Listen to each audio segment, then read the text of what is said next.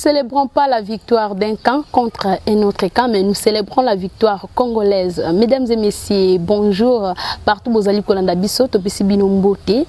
bienvenue dans le magazine Tosolula. Bien comme d'habitude, tous la kawana pour na kosolula la population congolaise, tous la kawana pour na kosolula na ba leader d'opinion, ba acteur politique par rapport à Maïma surtout mazali kolika na République démocratique du Congo. Pourquoi pas na ba province na biso pambate RDC ils allaient ensemble et à 26 provinces. Ceux qui va province na biso eza malamu population ou eza na province eza malamu biso pe ana Kinshasa tous malamu wanande to kulubaite Congo eza kotambula malamu kasi ceux qui m'accambouza kotambula malamte, nous sommes obligés de parler, nous sommes obligés de défendre.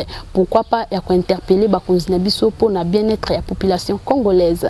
Pour Nadabiso chaque vendredi sur Centrale Télévision et vous s'abonner massivement à la chaîne Nabiso YouTube, Maindombe TV, tous awana kaka pour Nabino. Voilà, na cadre ya magazine ya lelo, en tout cas, Nazalina Essengo ya kuyamba, un grand notable de la province du Maindombe, en dehors d'être notable, c'est une terre politique. Ngana benga kaye azali ouvrier à première ère. Na classe politique IDPS, parti présidentiel, azamutu oyo a lutté mingi pour na mbongwana ya mboka na biso. Tokosolola naye maimatali politique na République démocratique du Congo, pe na province ya Maindombe. Bonjour. Bonjour maman Boni, boza malamu. Oui, naza malamu. En tout cas, merci mingi pour na ndenge boye kosolola nangai pour na maimatali politique ya mboka et puis politique ya particulièrement ya Maindombe et pas na biso et puis ya territoire na biso ya Kutu. Naza na esengo mingi ya koyamba bi.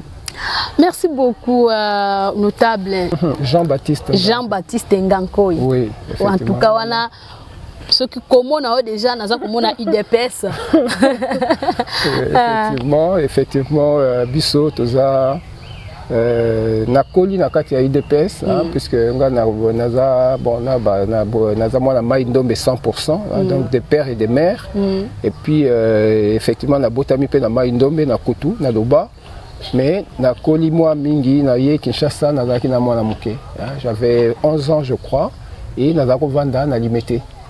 Donc yango influence wana déjà kotaki kotanga ko banda bo mwana ndenge IDPS ezobotama ba maramunyo so passion nyonso wana mikakata noti to bandi kombango to dana bana mike na ke na libanda mboka yango kaka to continuer na ndenge siko naza ala mboka tozo continuer kaka bitumba.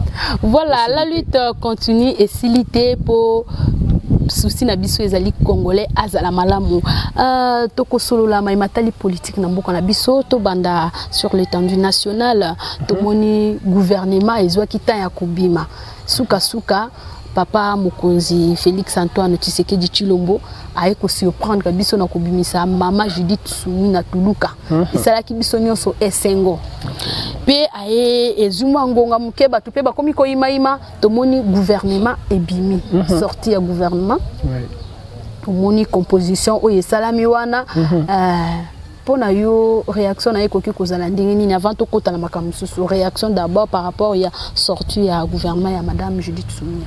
En tout cas, ya liboso na kopesa merci mingi na tata mokonzi ya ekolo mwana mboka Félix Antoine Tshisekedi Tshilombo pour na volonté oyo aza na yango ya makasi vraiment ya ko changer vision politique ya mboka na biso pomoni c'est vraiment la première fois dans l'histoire de notre pays ya mboka na biso tozwa premier ministre ya mwasi et Salamate. Et puis, et même Premier ministre Angoya Mwasi, tout le monde s'attendait peut-être à ce que Ezala, politicien, ya kalakala, tout ça, pas Fabimisa Ibino Mutumoko, Eza, idée Kutu, Eza quitté. Donc, c'est Eza renouveau, Alingi Mbongwana, Mboka, tout le monde appelle Blongi, Yasika. Yango, Apesaki, charge, Apesi Mokumba Wana, la maman Judith. Na PCP lisusu ba félicitations pour na mosala oyo mokumba oyo munena ndimi komema oyo na mboka na biso na tango oyo mboka eza na ba mikakata ya modèle na modèle kondima mokumba wana eza facilité et surtout que c'est encore une femme et puis il va faire affaire na ba politicien baza très bien rodé oyo ya kalakala wana ba commissaire politique de profession pour travailler na bango eza facilité mais andimi yango effectivement tâche naie eza facilité à l'idée à l'image il y a oyo les kalamboka tous en bitumba na est situation économique eza ndenge boyebi situation sociale eza facilité alors batunyo so espoir ezalaki gouvernement ebima pour ça batezaki gouvernement ebima alors pour le gouvernement ebima il y avait aussi des préalables. Tous les gens qui dans le Parlement, nan basisaki te ba contentieux, tout ça il fallait côté en place basi sakou constitutionnel ba publier ba liste définitive ba bimisi yango et puis après il fallait qu'on mette en place dans le bureau de l'Assemblée nationale puisque l'Assemblée nationale ne va pas investir au gouvernement. Donc le gouvernement ko nango ko bimata na janvier. Mais tant que le bureau de l'Assemblée nationale les a installés, moi, je vais convoquer session pour investir au gouvernement. Donc, on était bloqué à ce point-là. Et tout le monde, pour la mise en place, il y a bureau, il y a Assemblée nationale. Et ça, ce sont des faits qui ne se passent qu'au Congo, puisque les politiciens congolais, ils sont gourmands. Donc, tout le monde aligné, ou c'est moi ou rien. Tu vois? Alors, Bitumbezaki Makasi, finalement, Dieu merci, mise en place, il y a bureau et Assemblée nationale et Salami, il y a un permettre sortie à gouvernement. Mais c'est encore une akatayu maluba sortie à gouvernement et Salami Toumouni. Mais côté la population congolaise et puis la classe politique congolaise, apparemment, batebele, basepelité, mécontentement, mais makasi dans le regroupement politique, monsieur Bazako Imaïmono, gouvernement oyo, ils allaient vraiment la représentativité, ils allaient basali makamumala muteyo za kumona ondini. Bon, écoutez, vous savez, oyo gouvernement liboso oyo bimi na Congo te. Je crois que c'est le 4e gouvernement. Il y a mandat, il y a Tata Mokonzi Ekolo. Nous avons eu Ilunkamba. Nous avons eu Sam Malukonde 1, nous avons eu Sam Malukonde 2, et puis Sikoyo, Maman Judith, 4e, hein, si je ne me trompe pas, peut-être 4e.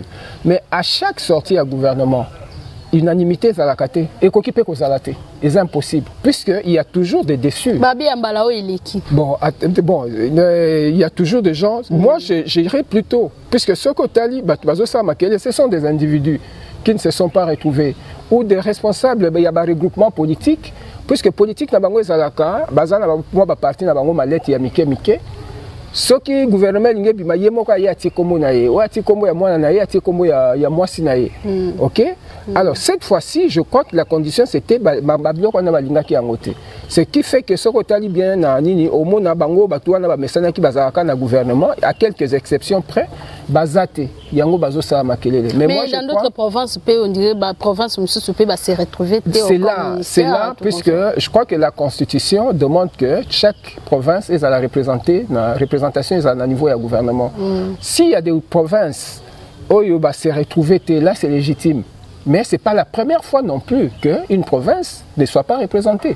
Vous vous souvenez dans Samalukonde 2, Bissoma Indombe, tous allons quitter. Mais vous savez que Nani Maman Onej, ou un vice-ministre et la finance, Balobi Aza Mwanayama Indombe. Oui, c'est vrai que Papa Naye Aza Mutuakwamutu. Vous comprenez? Aza Mutuakwamutu.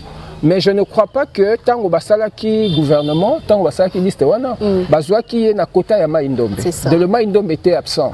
Mais le gouvernement est fonctionnaire qui. Cette fois-ci, je crois qu'il y a le Maniema qui est absent. Il y a 2 ou 3 provinces, je crois, au Baza, dans mon équipe de répartition. Mais bien après, Maïndombe Baza, malgré Bandekomi, on a basé à Maïndombe, Baza, Maïndombe diaspora. Baza vraiment, vraiment, la réalité à Maïndombe. Vous savez, la façon dont la façon dont le gouvernement est constitué, ils ont un parti politique, un regroupement politique. Ok?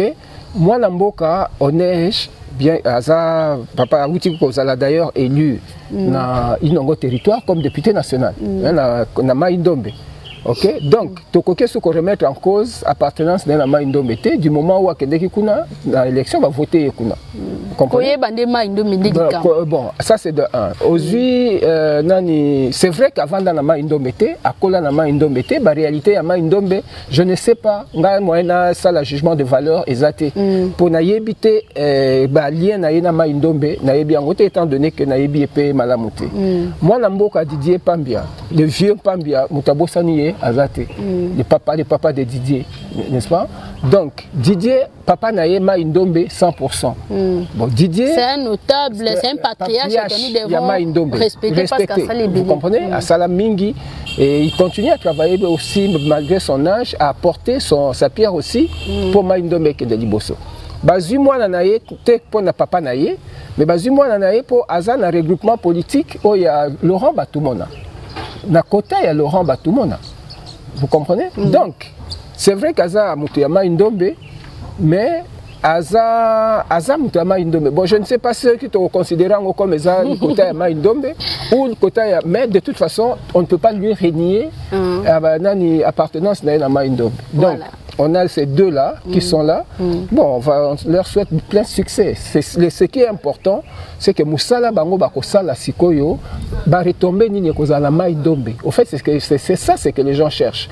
Non pas le fait qu'il y ait Ozala Maïndombe, mais Bako s'appelle Batia Moutama Indombe. Et puis avant Nina na Kinshasa, Kune Loro Mokote. Ce que les gens attendent, c'est que Moussala ya que nous sommes dans le gouvernement va retomber dans Kozala Nini na Maïndombe.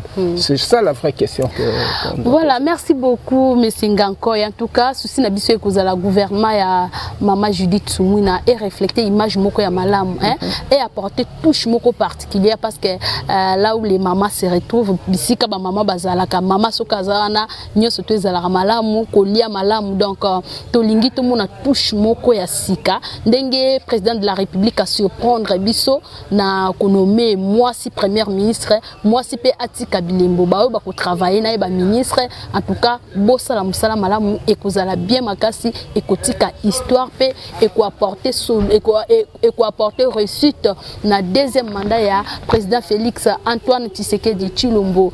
Monsieur Ngankoy, vous êtes de la province du Maïndombe, Tosololi Makambo, Italie, actualité nationale. Maintenant, Tokota na musise ya Makambo, pambate lutte na yo mingi eza kozonga na province na yo.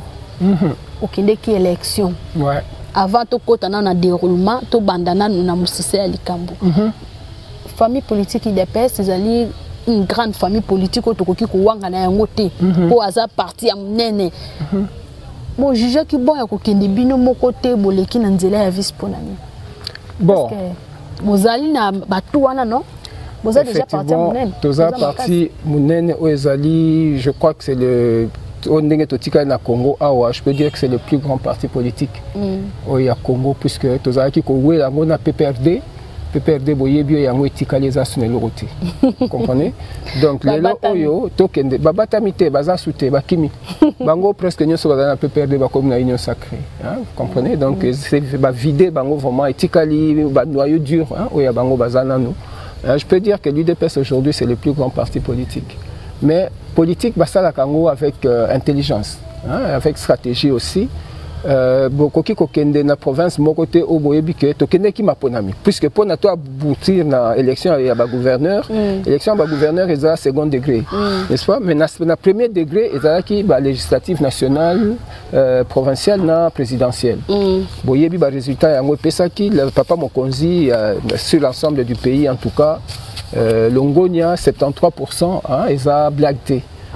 Azaki même na Maïndombe azaki élu massivement hein, bana Maïndombe Longonia bon faut que chef de l'état likolo ya 95%, n'est-ce pas na Maïndombe voilà to kangi parenthèse wana to zongi sikoyo élection ya ba gouverneur eza conséquence ya élection ya ba député ya ba provinciaux élection députation provinciale na Maïndombe biso UDPS tozwaki kaka 2 députés provinciaux.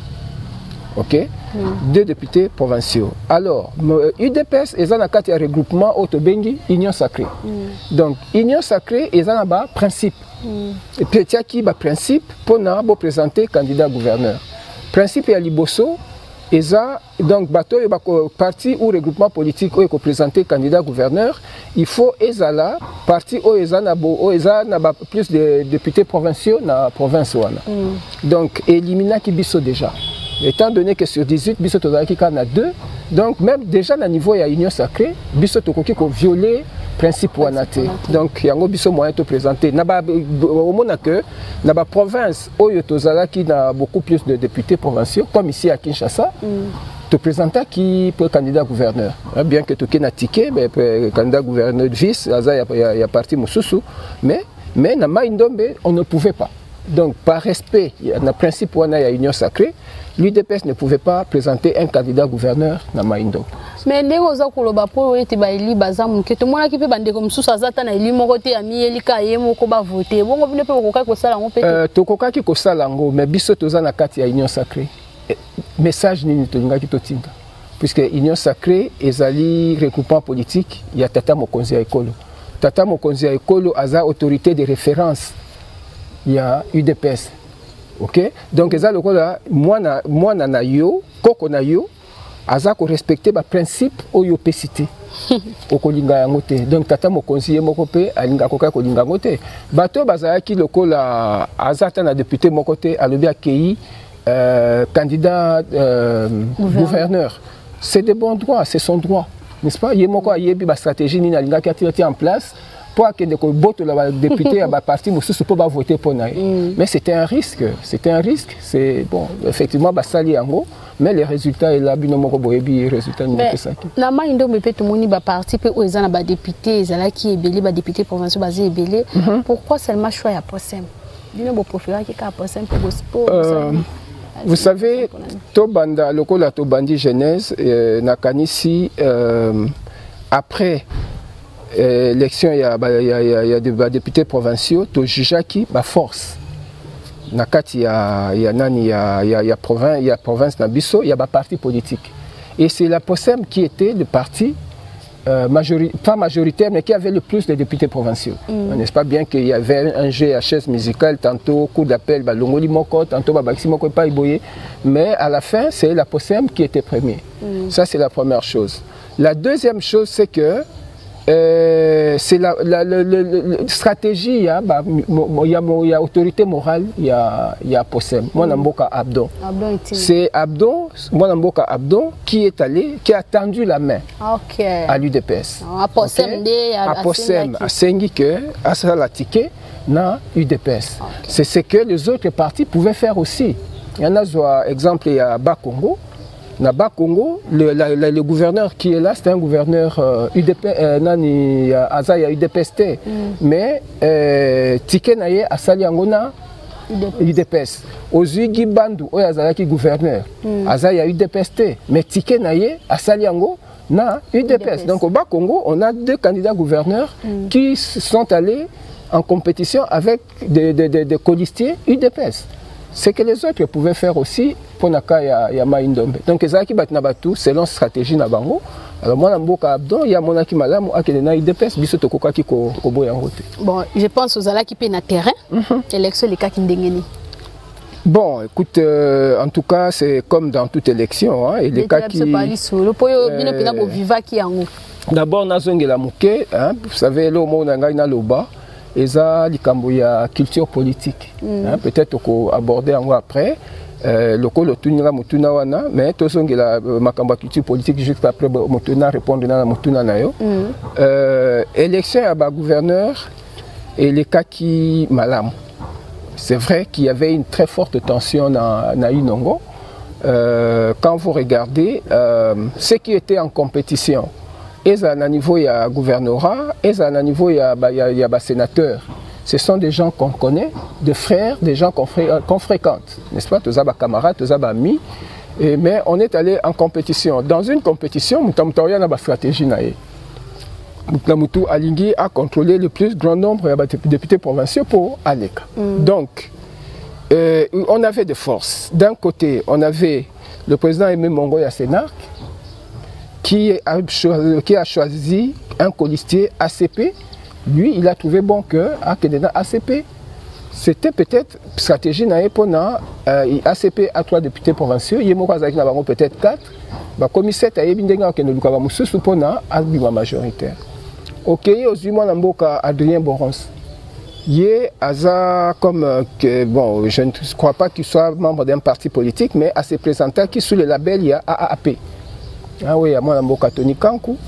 À Zoakipe, colistier, il y a ACP. N'est-ce pas? Aujourd'hui, Moussoussou, Bazala qui paye moi et Belé. indépendant comme moi Namboka Guy Maïndombe, bon, Bamoussous Banani, Bazaki moi Ebele, Bazaki 7, n'est-ce pas, au total.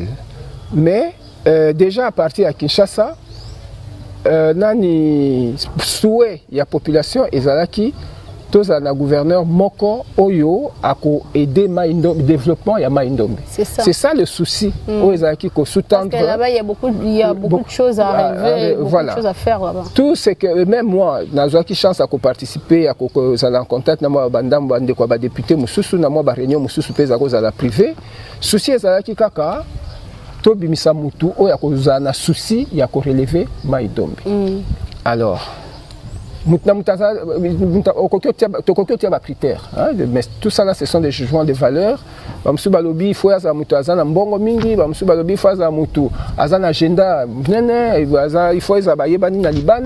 il y avait toutes sortes de choses là, n'est-ce pas? Mais tout ça c'est une volonté. Mais les politiques, la stratégie, la vision, c'est quoi la vision que nous avons par rapport à l'avenir de Maïndombe?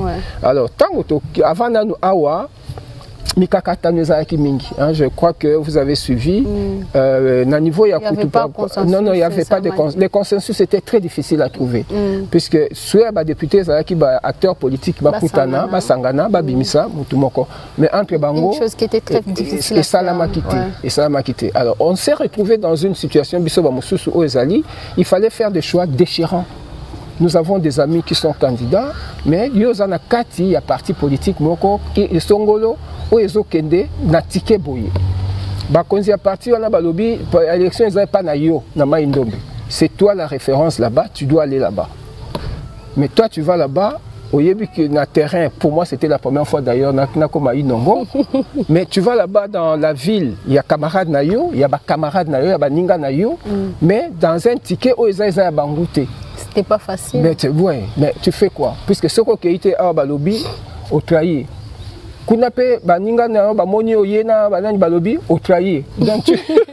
C'était très difficile. Très difficile, mais ce sont des. Mais ils ont un problème, il y a culture politique. Puisque, comme je disais, la question dans un parti politique, il y a deux choses les plus importantes. Oui, Simba parti politique. Discipline du parti, la ligne du parti. La discipline du parti, c'est quoi? C'est le respect de la hiérarchie, le respect de toutes les décisions qui sont prises au niveau du parti. Tant au parti Balobi Boye. La ligne du parti, c'est quoi? Et c'est manifeste lors de grands votes.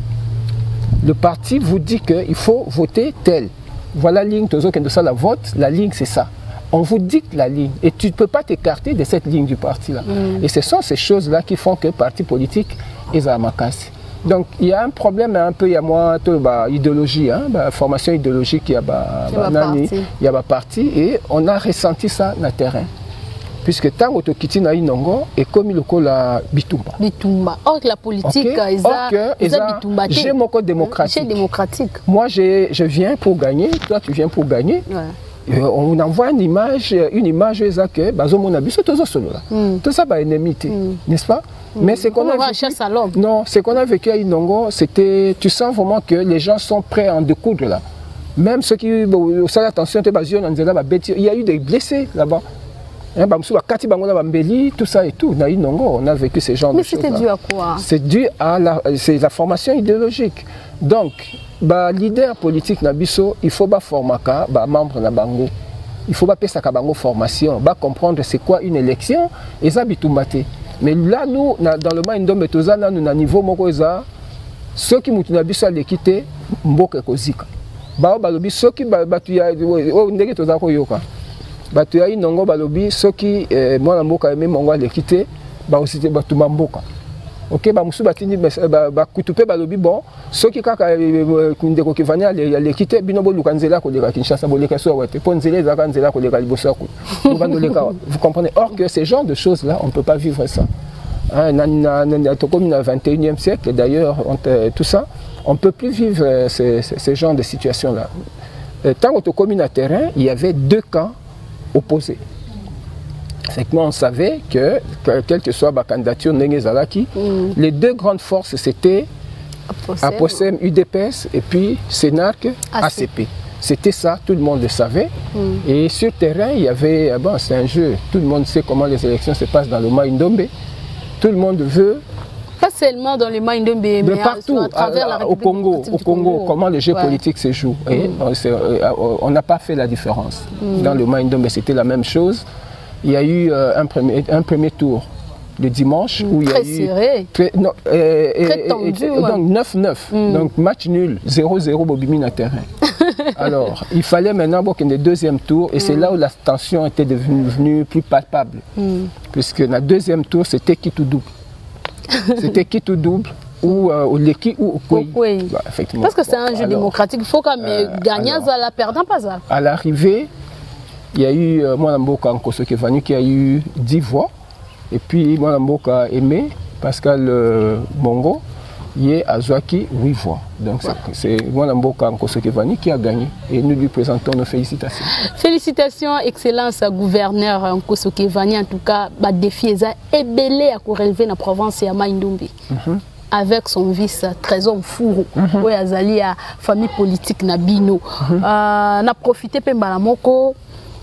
Pour le famille politique na bino na compte ya Mai-Ndombe. Kolanda na salaki interview na bandeko na aéroport. Koyoka bandeko na biso ya IDPS, on dirait baza soulagé, on dirait baza la victime ya injustice moko bosiko bazu soulagement. Pour kolanda interview ndeko mususu solbaki bakosi biso mingi, cette fois-ci de s'en sortir. Bon, avenir na politique na bino na Mai-Ndombe. Bon, il faut dire que l'UDPS dans le Mai-Ndombe, ils ont bandit les lotés.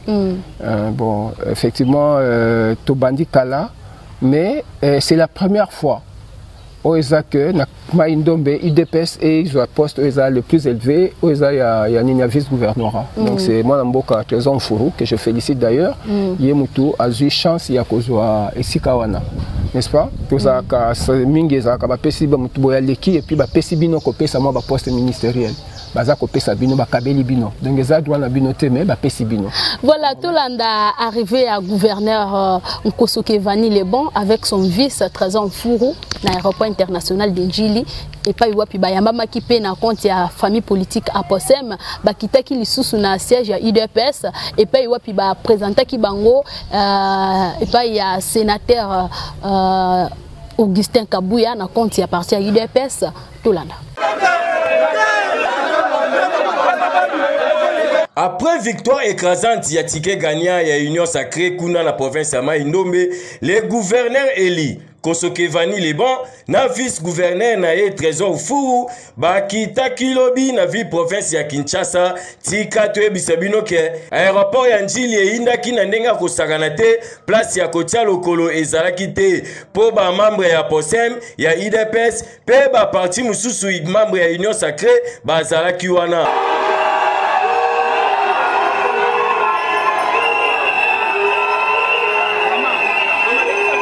Bien, mes impressions ne peuvent être que les impressions de joie. Voilà pourquoi je bénis l'Éternel Dieu, créateur des cieux et de la terre, qui a bien voulu que nous puissions aujourd'hui être élus gouverneurs. Nous remercions aussi les grands électeurs, les députés provinciaux du Mai-Ndombe, qui ont compris qu'il fallait un changement radical dans la province du Mai-Ndombe, un changement de système de gouvernance. Parce que le Mai-Ndombe a trop duré dans un système de gouvernance de prédation. Quelques individus qui s'étaient accaparés de la province du Mai-Ndombe. Aujourd'hui, c'est une délivrance de la province du Mai-Ndombe. Parce que moi et mon vice, nous allons imprimer une gestion responsable. Et c'est ce que la population du Mai-Ndombe attend. Kolomana bango na aéroport bazwinzela malembe bakiti na siège à Posem et sika wapi batu misusu bazalaki kozela bango mwamo ya félicitations et pesamaki kuna pe na simalango balongwi bakiti lisusu kaka na lemba na sipayot et pai wapi fondation BSB basalaki réception pona koyamba ba eli na bango tokendaki élection tobandi na campagne discours na biso ezalaki discours moko ya malamu makasi nde esali ete badepute baloba ete te discours wana nde ekochange Mai Ndombe. Mai Ndombe oye! Voilà pourquoi badepute balobi te na discours wana soki to vote tike oyo te Mai Ndombe kozala développé. Nazali koyebisa bino lisusu ete elongo na bino nde tokotonga Mai Ndombe. Biso mibale nga na titulaire na ngai tokokoka te. Nde ensemble et unis c'est possible. Na kosenga na bankumu na biso mabele na biso boyokaki bilelezaki na Yumbi pe lelo na Kwamutu ndenge toye awa tokolala te. Tokosala makasi po ete bitumba ya Kwamutu esila pe bandeko na biso. Merci. Pe bandeko na biso oyo bakatisaki baza na ngambo ya Congo Brazzaville. Bandeko na biso ya Yumbi bazonga na mokili na bango elaka. Eza bongo te. Banda Mai Ndombe salema na uta koloba yango titulaire na adjoint bazalaka kaka muninga zokende nord muninga zokende sud. Oya biso na ebiete ndenge tozali awa eza na bato mosusu mission na bango ezali po bakabola biso. Lokola ezali likabo ete pa ya Nzambe, Nzambe akokonfirme bato mbele. Maloba liboso ezali kaka ya kopesa merci na Nzambe parce que bitumba oyo touti kobunda na inongo ezali bitumba oyo David abundaki na Goliath.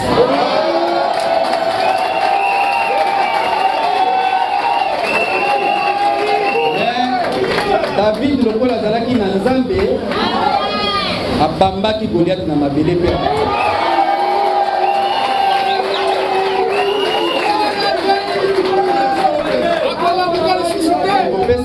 Merci à Mibale et Paya Tata Mokonzi Mboka Félix Antoine Tshisekedi parce que boye baki yango et bandaki kolobama est-ce que l'élection on a Mai Ndombe kozala te toye komona pour constitutionnel aye kozwa décision ya ko reconduire ba député na biso ya Kwamutu nyonso tuwana Tata Mokonzi Mboka nde alingaki ezala mbongo nde yango epesaki nzela pour que tokende na mabono.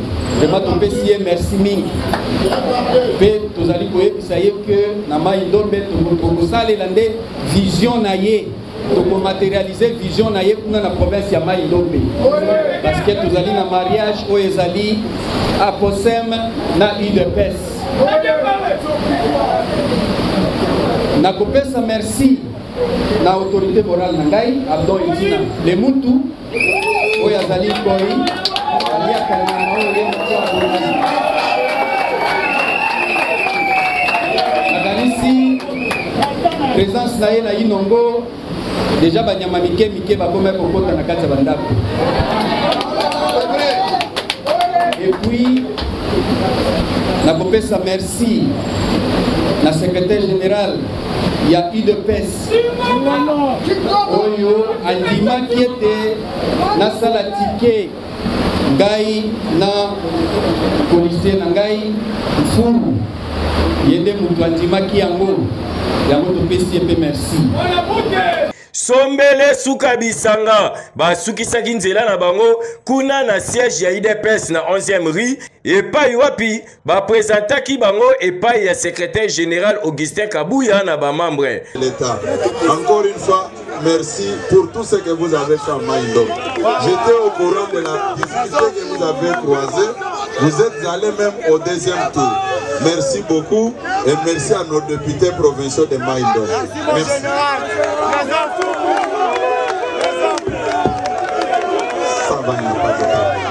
Monsieur le gouverneur Kosokevani, vice-gouverneur Trésor Mfuru bana ya mai ndombe bazo konte na bino mosala malamu e. Voilà, nous sommes de retour. Nous allons continuer l'interview Nabiso na Messingankoy, cadre politique na katia parti UDPS, aza politicien munene to solula na itolobeli mai matali mai ndo mesikoyo to kokota na vie politique na yumoko. Ozali vraiment cadre ya munene na UDPS na compte ya mai ndombe. Mais tout ça comment on dirait lutte na yo eza ko apporter penza ba fruit te po bandi kala. Gouvernement ya liboso vous allez quitter gouvernement a mis balé comme ya nganko ezate mais kotala yo oza vraiment mutu oya bundeli UDPS makasi na niveau national pe na niveau ya province ya Maindombe. Réaction na yo ezandenge ni. Bon, en tout cas politique eza na ba réalité nango, eza na ba réalité nango. Tout ça la politique pona ko servir. Et au servir et sika oyo ba konzia parti batindi yo. Tu vois, donc c'est vrai que pour l'instant, bah juger na nous bonté, bah tianga esika moko boye pour ba pesanga fonction moko. Mais ou melipe, bundi kayo, bundi mingi. Pour ça langai eza na salela population, OK? Pour ça pe ya ba ma batu ya mai ndombe, ndenge oza tuna motuna, ba matoi na bango ezalaka kaka soki gouvernement eza kobima komo balukaka komo nganko. Ina libanda. Ndenge moko lokola ndenge ezala wapi na Canada, en États-Unis, Belgique, France, ba yo bazelaka kombo ya nganko. Mais eza ko umela, eza volonté ya mokonzi ya mboka.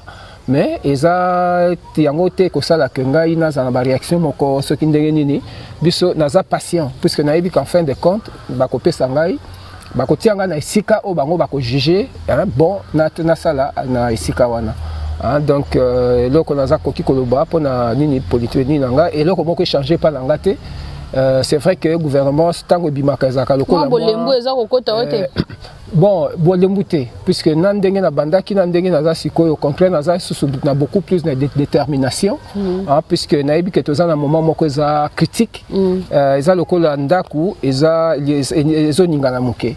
Donc c'est pas ces moments-là que yoko ya susu ya na kosta babilo moko ponda ko eza pasuka ba mire ba ko pasuka te. Moment où eza moment bisonyo se photos à la lisanga pona édifice et koyate. Donc nga na ko déroger na ngote na zaka kana détermination ndenge moko. Naza membre ya UDPS na koza na UDPS na kotika la raka na UDPS oyo siège nango eza limité na 11e rue. Voilà, en tout cas fervent fidèle toyebi que tôt ou tard vous serez récompensé pour la lutte oyo sali na kati ya parti politique UDPS. To comme vraiment na suka ya magazine na biso mais question oyo koki kozanga te la vie après les élections au Maindombe. Gouverneur Abimi et son vice ils doivent travailler pour l'intérêt de la population maindombienne. Mais comment na mupepe o eza kuleka ezalaka nango entre bat mabe ezalaka te makambo ezanga te mais on dirait cohésion eza komanta manque ya cohésion eza komanta makasi. Est-ce que tu peux s'en sortir na makambo ya bon est-ce que et ko permettre gouverner na bisa travailler malin? Bon, en tout cas, c'est là où je veux en appeler, sans sa responsabilité. D'abord, il y a un leader politique, il y a Maindombe. L'élection est Salamine Dengue Lobby, et qui y a un vainqueur. Ouais. Et bon, on va vaincu. C'est un jeu démocratique. Il y a l'équipe à l'équipe. Bon, malgré ça provisoire, mais déjà, effectivement. Donc, peut-être ceux qui ont recours ou pas. Mais en tout cas, il faut les cas na kimia. Élection et salami ezali ya Maindombe ezali bana Maindombe de va voter et puis ces résultats. Mais ezali ya territoire mon côté. C'est ça. La Maindombe c'était place moko place wana po soki total ndenge mwana mon kosoke vani ndenge ba voter okomona que ba député ya Kutu bazami satu o ba voter sur 5. Ezaka 3 de ba voter. Mais à Koka Kodekate avec les 3 voix à Koutou. C'est ça. Vous comprenez? Donc on ne peut pas dire que c'est la victoire de Koutou. Nakati y a un député à Bolobo. A voté, au député à Mouchi. A voté, au député à Kwamutu. A voté, au député à Naïnongo territoire. A voté, vous comprenez? Donc, ce qui totalise bien sur 8 territoires, il y a Maindombe. Moi, Namboka Nkosokevani a eu ma voix dans 7 territoires à part Yumbi. Vous comprenez? Donc, c'est le Maindombe qui gagne. eza victoire ya Koutoute. Eza victoire ya Posem te, il y a UDPS te, eza victoire ya Mai Ndombe. C'est le Mai Ndombe qui gagne. Na niveau vraiment na beta cette place wana. Triomphalisme eza malamuti. OK, pour ekoki komema biso na ba position moko ekomi ba komi ko bunda tout ça eza malamuti. Donc biso ba bana ya Posem bana ya UDPS naza kosenga na ba onyo se o bazana Mai Ndombe. Bozana Inongo, bozana Kutu, bozana Bokoro, boza partout, place nyonso bozali. Bokitisa mitema. Botika, bopesa chance. Na mwana mboka Nkosoke Vani na policier na ye Trésor Mfuru. Bazo atango ya ko réfléchir po babimisela biso gouvernement provincial ya malamu oyo ekosala la biso musala na Mai Ndombe. Mais kokabwana wana elingi kota na kati ya nini pona que Intel a gagné comme le quoi to komi benemi tokozala tozaba ennemi te tokozala kapé jamais ba ennemi. Donc appel nanga ezali ezala ba militant ya Senarc, ezala ya ACP, ezala ya UDPS, ezala ya Aposem. OK, ba parti mususu pe oyo bakendeki na ba élection wana partout place nyonso bozali. Bozwa ngo lokola jeu démocratique. Donc culture politique na biso il faut ekola. Tozo ngo te lokola likambo comme likambo ya famille puisque na yebi en fait le problème c'est que mingi tozelaka ndeko nanga leka ceux qui régissent na comme ministre biso famille bongi te. Alors ba yo pe na benga matoyi et pas ya mwana mboka Nkoso Kevani na ye na nani na Mfuru basala attention na composition ya ba équipe na bango. C'est ça. Puisque ceux qui bango bakomi ko se faire entourer na ba membres ya famille na bango ou soit na ba réseau puisque mingi siko comme ba réseaux sociaux bande ko na bango basala attention na ba message baza ko lancer pour ekoki ko sala que ba tuba juger bango ba mona que ata ceux qui bango moko baza na bango na makambo wana te mais ba membres ya famille na bango bakoki ko bebisa nyoso. Donc faut vraiment basala attention bati que la bango temps ya ko réfléchir na ba autorité ya ba parti ya Posem na UDPS ba vanda comme ça to bimisa gouvernement moko oyo ko sala musala obisonya sotozo zela na Mai Ndombe. Mais singa ko eloko lobi et singa la bino mutuna moko muke. Bongo composition gouvernement bo sala ra UDPS a Posem boko za bande commission soute boko travailler kabino moko. Bon, en tout cas, moyen à répondre à la question on a exacté puisque bon, ngana koki naebi que UDPS a kozala na kati ya gouvernement wana. Ça je le sais. Peut-être mon commis balemisa tout bakozanga te na kati ya gouvernement wana. Mais les restes il y a puisque coalition Salamaki a Posem UDPS.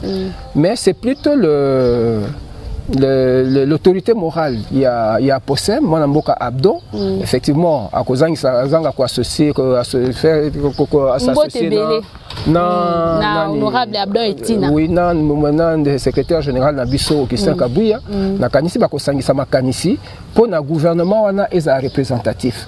Ce qui to commis na situation où ezali que ba yokani quand bien même na niveau ya gouvernement, il y a gouverneur ba yokana kité.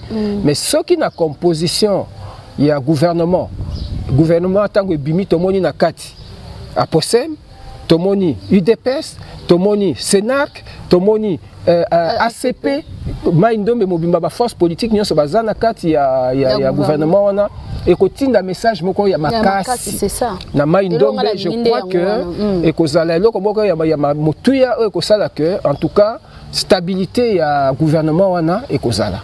Donc en tout cas na pesi moi mboka Abdon Etina mbote mingi merci na onyoso ya sali ndenge associé ki biso na ba makambo onyoso du début à la fin biso parti UDPS c'est ndalinga ki to kedena na coalition to kei et bon ba résultat yango wana monani to pesi merci mingi to pesi pe merci mingi na bande konyoso ya ba konkuraki Maman Mboka Aimé Pascal Lokonda Mongo tout ça to pesi mbote ba o mususu ba Gima Ndombe nani Adrien Boronce Aimé Noapia tout ça Gima Ndombe tout ces ba nyonso ba kendeki ko na bitumba wana to pesi bango mbote mingi to pesi pe mbote mingi na oyo azako kamba biso na kati ya UDPS. Sénateur, honorable sénateur Augustin Kabuya, Oyo Mikolo Azana Masolo, Yemutasimbi Masolo Nyoso, Topesiep, Mbotemi. Voilà, merci beaucoup. C'était Messier Ngankoy, Jean-Baptiste Ngankoy, un vrai cadre du parti politique UDPS. Yé penza bundi mingi pe aza grand notable na province ya Mai-Ndombe. Souci na ye ezalaka Mai-Ndombe ekini malamu mboka na biso République démocratique du Congo ekini malamu. Conseil obiso tokopesa na gouvernement provincial oyo ekobima ezali gouverneur, vice-gouverneur, botala batu ya malamu. Bon, ça la composition ya malamu pour la province ya Mai-Ndombe pour ba défi eza ebele. Donc les a lokola to kufa ki tozo lukato c'est quoi? Mai-Ndombe eza na besoin ya résurrection. Donc bino boza lokola Moïse ya Mai-Ndombe. Bon, ça la composition ya malamu boko na batu ya malamu, ba projet ya malamu kotanga programme ya gouverneur Kosokevani, to mona ki déjà programme moko ya malamu, toza sur convaincu que ceux qui à mettre en pratique na batu ya malamu, en tout cas Mai-Ndombe eko changer Mai-Ndombe tokolongwa na niveau oyo tozawana tokomata likolo pe ekozala bien pour na deuxième mandat ya Félix Antoine Tshisekedi Tshilombo. En tout cas tokomi na suka ya magazine na biso kopesa remerciement aux na mot de la fin soit bon na pesi déjà mbote na mwana mboka Abdon Augustin Kabuya tout ça na bo sanité ba député provinciaux ya Mai-Ndombe le 18 na bitumbo ba bundi eza lokola match à football mais après ba élection